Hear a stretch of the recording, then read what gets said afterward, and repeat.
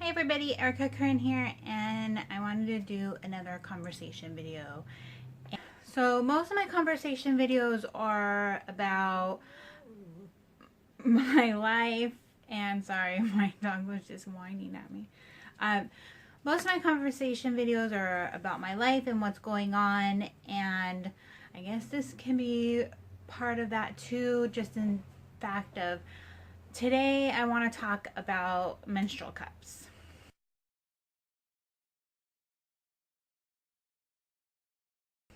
And since I'm a woman, that's a fact of my life, having my period every month. And so that goes along with conversation, I guess.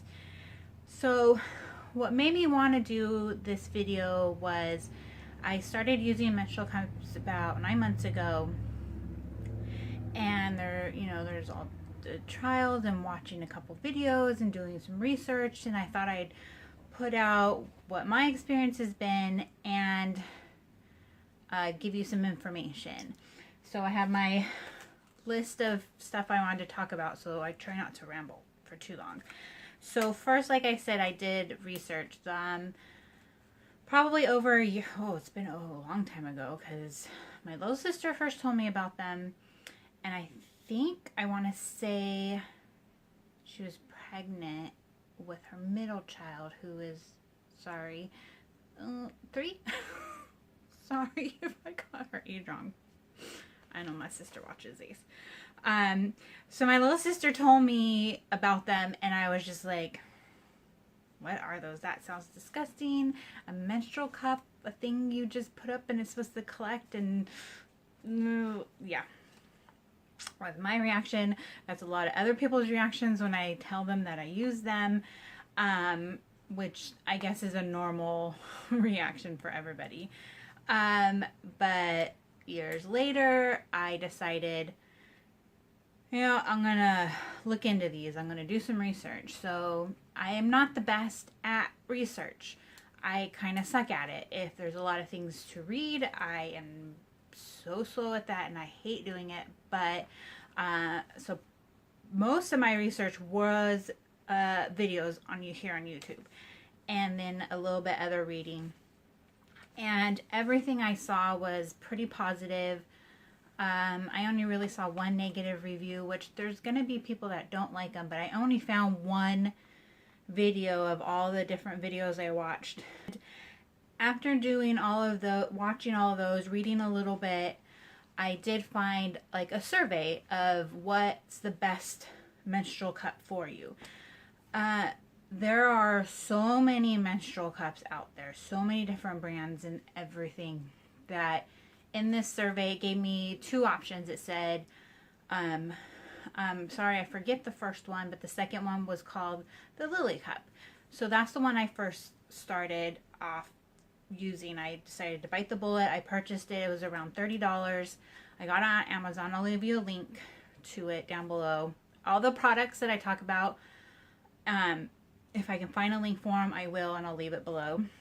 Okay, so the main things about menstrual cups in general, overall of them, they're all made out of silicone, and it is a safe silicone to be in your body for several hours, because menstrual cups are meant to be used for 12 hours, which for me, I thought was even more perfect, because personally, I have a heavy flow, so the thought of not having to change my tampon every 2 hours for most of my period was just a great idea. Was a great thing to think of. I only had to do it twice a day.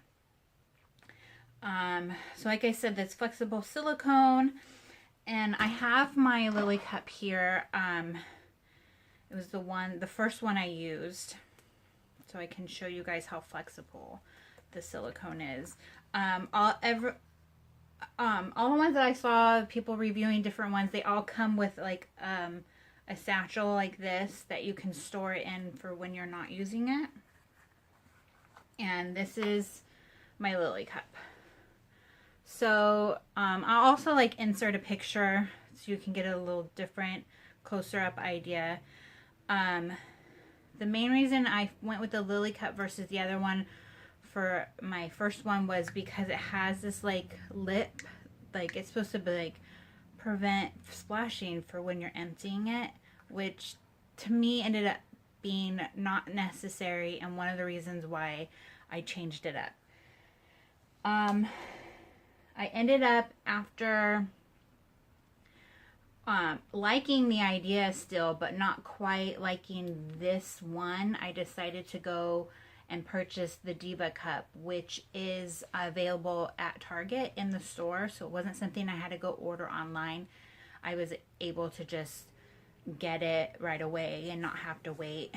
Because of course I didn't think until I was getting my period again and when I want to try something new. So that was a good thing about the Diva Cup. I was able to go into Target. Each brand comes in two versions. One version is if you were under the age of 30 and have not had children.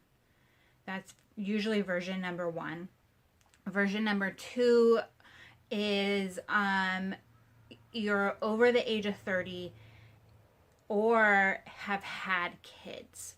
So that means pretty much if you're younger than 30 but have had kids, you want to use the number 2 or B, whichever the way the manufacturer describes it. So since I'm older than 30 but I have not had kids, I still used the second version of both the Lily Cup and the Diva Cup. And I honestly don't know the difference, if maybe they're bigger, longer, what, but I just went with what it said to use, and they've both worked for me. So with getting them, it is something you have to get used to, just like when you're younger and your first period, you probably used pads until you got older, and then some people transfer to tampons. I did transfer to tampons. So it's a transition, just like that transition. You have to get used to it. You have to get used to inserting it, taking it out, and all of that, and making sure that you don't have any leakage. So that can take a couple of different cycles, period cycles, before you get used to it and not having leakage. And even if, like, well, for me, and from some of the videos I saw, the leakage is like nothing. It's like less than spotting. So literally, like, I just wore like the thinnest panty liner, and that was perfect for the amount of leakage that I had, which it really was like nothing. So I just did that to, protect my underwear, and so that I had something until I got it. Now that I'm used to them, I don't use panty liners. I don't have any leakage. I can sleep in with it comfortably. I've never had it. After you get used to it, I've never had any issues, even when sleeping, even when working out. I haven't had any issues with it after you get it down. It can take you a little while, but you can get it down. Okay, so I'm going to show you. There's each one you get, no matter what the brand, you will have instructions on how to use it and how to insert it. But I figured I might as well go ahead and do that now. So there are two different folding methods. So the first one is pretty much you're going to fold it flat or in half, and then you're going to fold it in half again. This is like called the C fold or something like that, because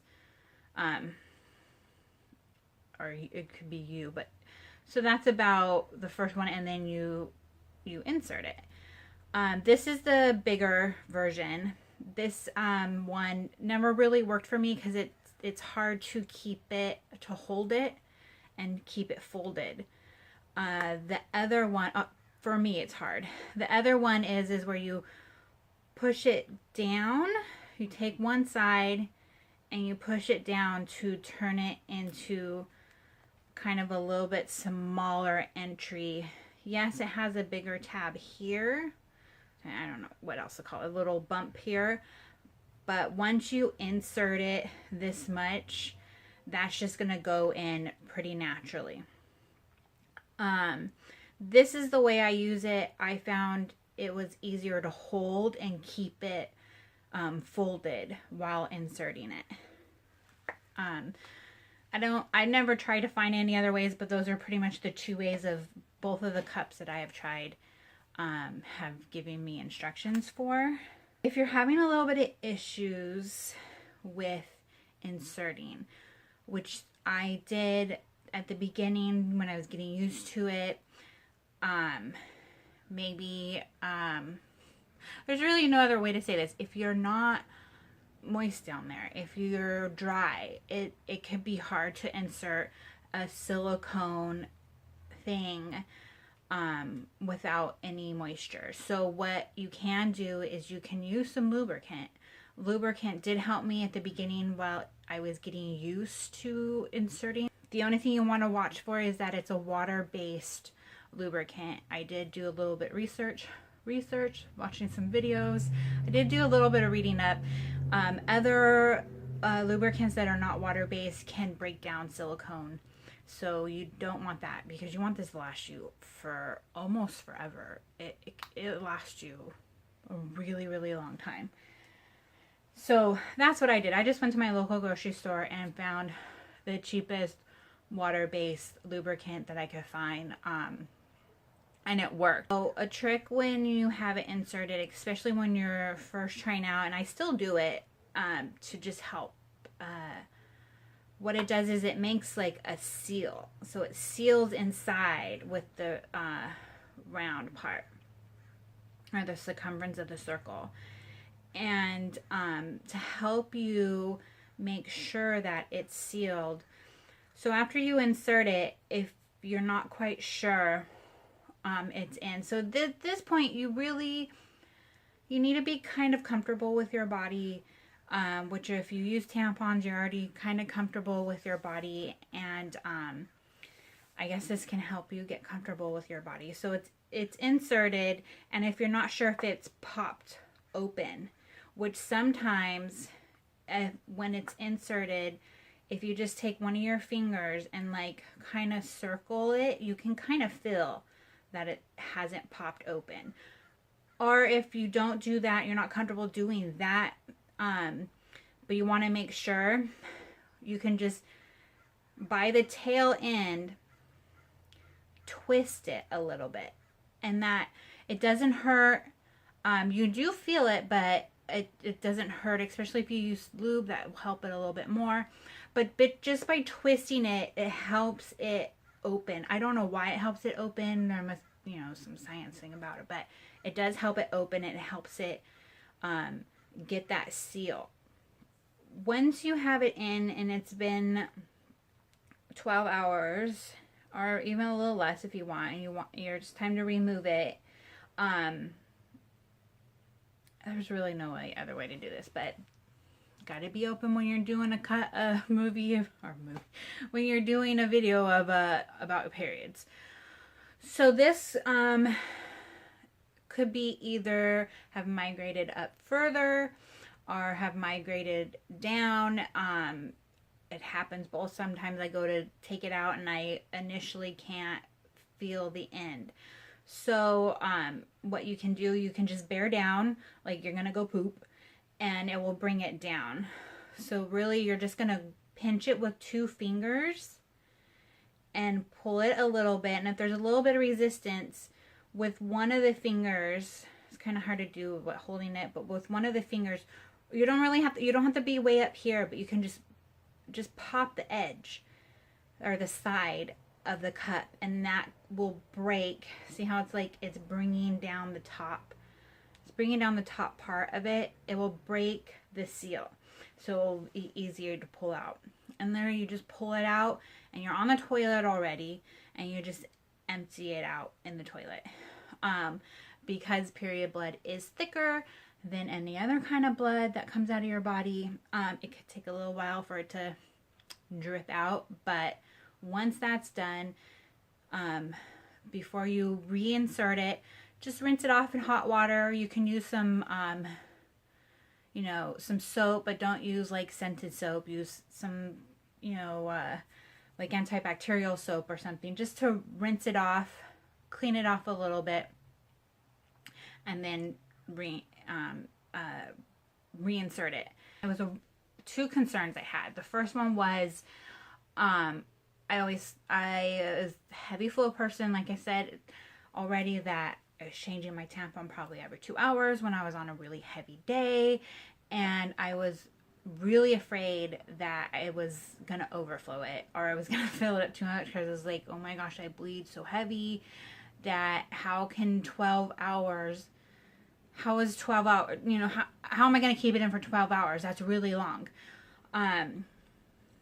So probably the first, maybe 2 periods. I know for the first period for sure, I took it out at like 8 or 10, and there really wasn't anything in it.